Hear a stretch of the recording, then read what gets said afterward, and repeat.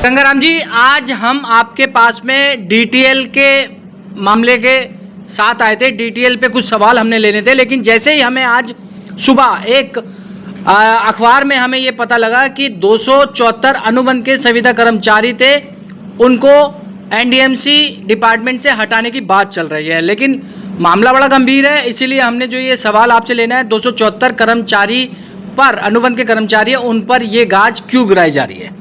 देखो नवल जी, 274 कर्मचारी अनुबंध के जो हैं, उनका सवाल ये हमने 24/5/2018 में भी उठाया था। उन्होंने वो अपने एजेंडे में लिया हुआ था, तो हमने ये कहा था कि भाई ये इन्हें क्यों इसमें दर्शाया गया है। और अब जो है ये लोकायुक्त में, जैसे अखबार से पता चला, अखबार में पढ़ने से पता चला कि ये केस जो है लोकायुक्त में 29 सितंबर तक इसकी रिपोर्ट देनी है। भाई ये 8-10-12 साल में जो है परमल राय जी के ज़माने से ये लोग लगते आए हैं।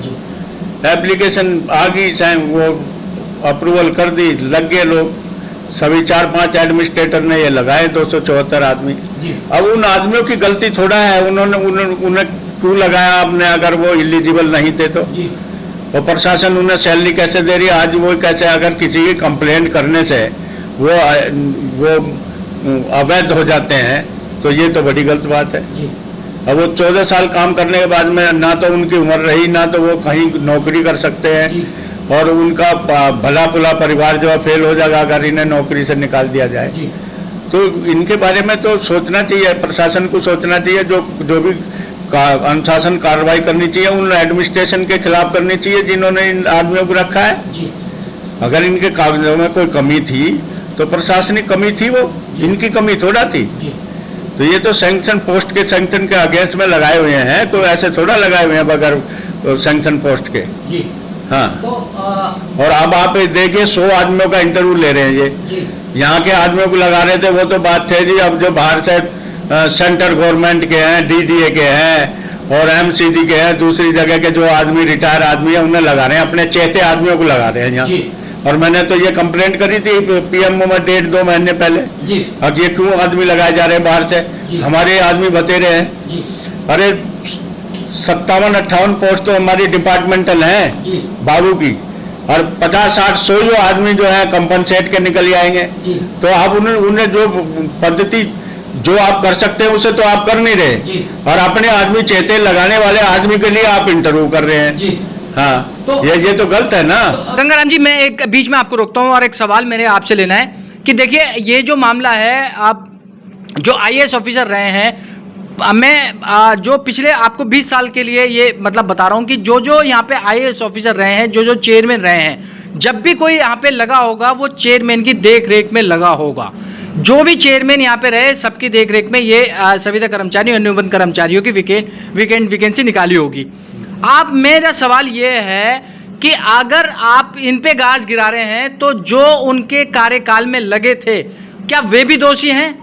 उन पे भी ये दोष मरना चाहिए, उन्हें भी इस गिरफ्त में लेना चाहिए, उस कार्रवाई में लेना चाहिए, क्योंकि कहीं ना कहीं उनकी देखरेख में ये 274 नहीं, पूरे अनुबंध कर्मचारी जो शुरू से लगते आ रहे हैं, ये सारे उन्हीं के देखरेख में लगे हैं। और आप जो गाज गिर रही है वो 274 पे ही क्यों गाज गिर रही है? देखो नवल जी, ये दो बातें हैं। कुछ आदमी तो ऐसे हैं जिनका एडवर्टाइजमेंट करा गया था, वो लगे हुए हैं, वो 750-800 आदमी हैं, और ये बगैर एडवर्टाइजमेंट के हैं।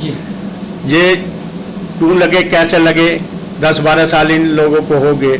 उस प्रशासन के खिलाफ कार्रवाई क्यों नहीं होती? लोकायुक्त उनके खिलाफ कार्रवाई क्यों नहीं करता? मेरा सवाल वही है। हाँ, उनके खिलाफ कार्रवाई क्यों नहीं करता जिन्होंने ये लोग लगाए, इतनी जिंदगी बर्बाद करी है? अगर इनके खिलाफ कोई कार्रवाई होती है तो ये बड़ा अनहोनी होगी। अगर इनके खिलाफ कोई कार्रवाई होती है, इन्हें हटाया जाता है, तो ये सिफारशी है, चाहे कैसे भी सिफारशी है, मंत्री के हैं, संतरी के हैं, किसी गरीब आदमी का तो आदमी लगा हुआ नहीं है। ये सब जो है किसी ऊपर की अप्रोच से ही आदमी लगे हुए हैं। तो मेरा ये कहना है, चाहे कोई भी है ये आदमी, अगर इन्हें 14-15 साल हो गया, अब तो इनकी उम्र भी नहीं रही, कहीं इंटरव्यू भी नहीं दे सकते, तो इनके खिलाफ कोई कार्रवाई नहीं होनी चाहिए। कार्रवाई होनी चाहिए उन अफसरान के जिन लोगों ने इन्हें रखा है, जिनकी अनदेखी करके इनके दस्तावेज के आधार पर उन्हें जिन्होंने रखा है, उनके खिलाफ कार्रवाई होनी चाहिए। गंगाराम जी, देखिए, मैं बहुत दिनों से एक आपसे सवाल लेना चाह रहा था, लेकिन मौका जो है वो आज इस तरह से 274 कर्मचारियों के साथ पड़ा है। मैं एक सवाल आपसे लेना चाहता हूं कि एनडीएमसी में मैं ये देखता हूं कि एक कंप्लेंट किसी की होती है या एक आपको आरटीआई लगाई जाती है या एक नोटिस जो है वो भेजता है, कोई भी इंडिविजुअल आदमी जो है वो नोटिस भेजता है या कर्मचारी जो है किसी की शिकायत करता है, तो मैं ये देखता हूं कि पूरा प्रशासन, पूरा डिपार्टमेंट एडमिनिस्ट्रेटिव हिल जाता है। मैं आपसे सवाल ये लेना चाहता हूं कि ये हिलता क्यों है और इतना परेशान हो जाता है कि अभी आपने देखा होगा कि आउट ऑफ टन 210 जो मकान थे इनको, उनके ऊपर एक रिपोर्ट में 210 पे गाज गिर गई, जिसमें से नोटिफाई करके 64 मकान जो है उस पर अब गाज गिरी हुई है, जिसे 6 महीने का समय चेयरमैन ने दिया है। मैं आपसे सवाल ये लेना चाहता हूं कि इसकी भी किसी अज्ञात व्यक्ति ने जो है कंप्लेंट करी और उसके एक व्यक्ति के कंप्लेंट करने के बाद में भी पूरा प्रशासन हिल गया है। मैं ये जानना चाहता हूं ऐसा क्या डर है, ऐसा क्या गलती है, क्या नुकसान है, क्या इन्होंने गलती करी है जो इतना हिल जाता है, हिलने के बाद में वो गरीब आदमी पे गाज गिर जाती है। देखो नवल जी, बात यह है, तुमने तो 20 सवाल इस बात में कर दिए हैं। हाँ। एक जो ये कंप्लेंट क्वार्टरों की हुई थी, ये किसी एमएलए आदमी ने नहीं करी। यहाँ के जो एमएलए, स्टैंडिंग एमएलए थे, वो कैंट के जो एमएलए थे कमांडो साहब, उन्होंने करी थी। उन्होंने यूँ करी थी, उनके कहने से कोई क्वार्टर अलॉट नहीं हुआ, तो उन्होंने जिसका क्वार्टर था उन्होंने बताया हुआ ऐसे तो ये रोज होते रहते हैं, उन्होंने उठा के कंप्लेंट कर दी, वो ये था। उसमें भी जो गलती है इम्प्लॉइज की नहीं गलती है।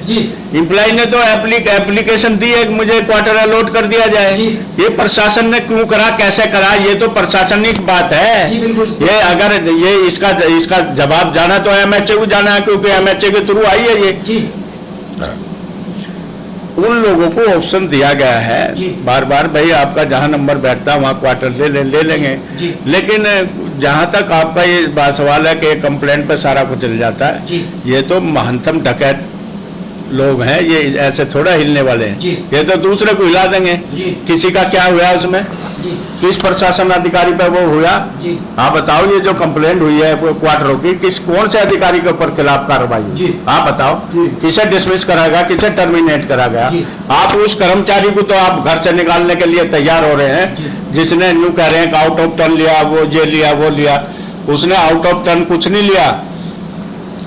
अरे ये तो कमेटी की महानता है, ये तो समझ उस एडमिनिस्ट्रेशन की महानता है जो क्वार्टर उन्हें दे दिया।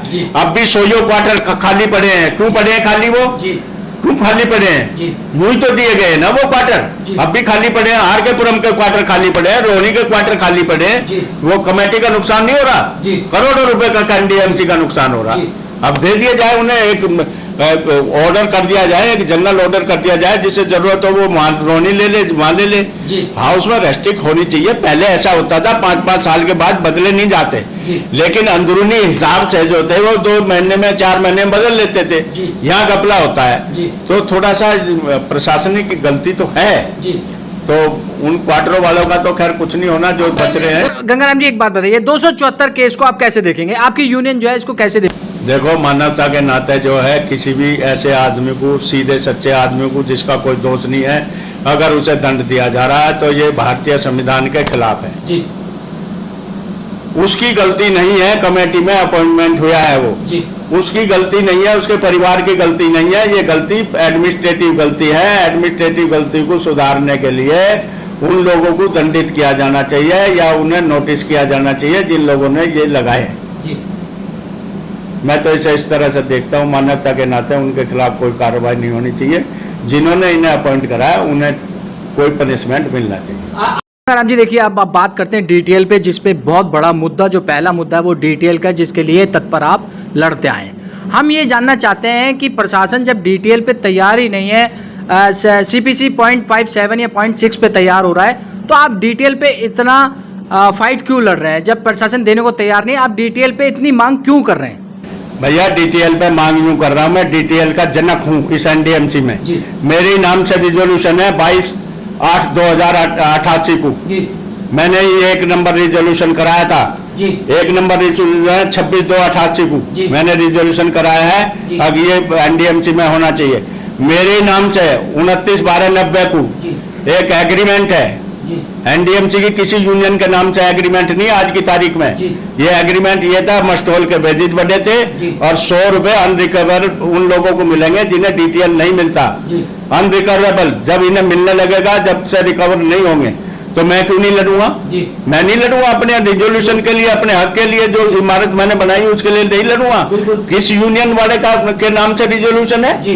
आप बताइए किसके नाम एग्रीमेंट है जी। तो मैं लड़ूंगा नहीं उसके लिए जी। और ये तो सर्वहारा भरा है, मेरे वेजेज मेरे वो कम होंगे। सुप्रीम कोर्ट से भी लड़ा हूँ, सुप्रीम कोर्ट से लड़ने के बाद में जो है 16/7/2008 को सुप्रीम कोर्ट से जीत का आए हैं। उन्होंने कहा कोई सब रेशनलाइजेशन करो, सब दे दो जी। सिर्फ उसमें दो हमारे एग्रीमेंट जो था उसमें दो कैटेगरी को नहीं मिलना था, डॉक्टरों को और टीचरों को। वे चट्टोपाध्याय सम किसी पैकेज से गवर्नर होते थे तो और मिलना चाहिए। मैं क्यों नहीं लड़ूंगा इसे? मैं तो मेरे तो रग रग में है डिटेल।